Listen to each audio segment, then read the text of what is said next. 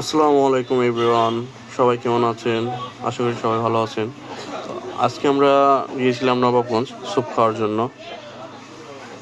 এই ভাইয়াটার স্যুপ আমরা রেগুলারই খাই, তো আজকে একটু স্পেশালভাবে খাওয়ার জন্য গিয়েছি।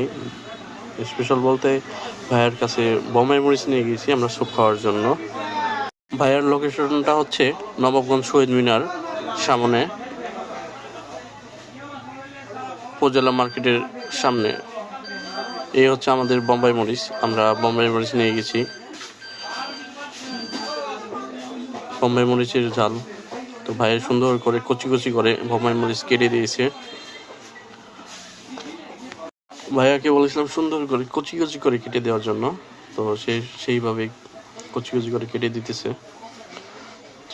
খুবই বোম্বাই মরিচের যে ধক আর ঝালের সুবাস পাওয়া যেতেছে।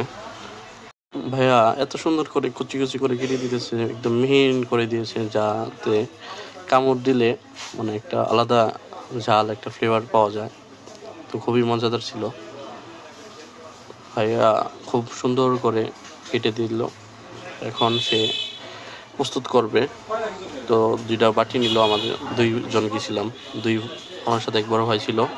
তো 2জনের জন্য রেডি করতেছে সে। তো এখন সে স্যুপ দিবে আগে, স্যুপ, তারপরে দিবে হচ্ছে বোম্বাই মরিচ। তো দুটার মধ্যে দিছে।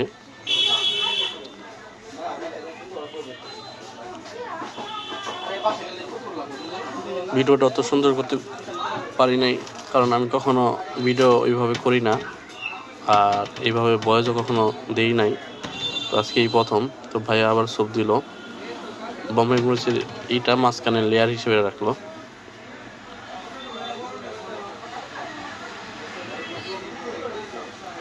এখন সে বিট লবণ দিতেছে,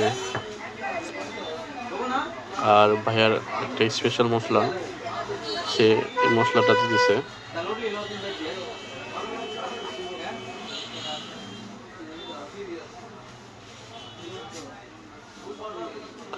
ভাইয়া এখন চিকেনগুলো দিবে।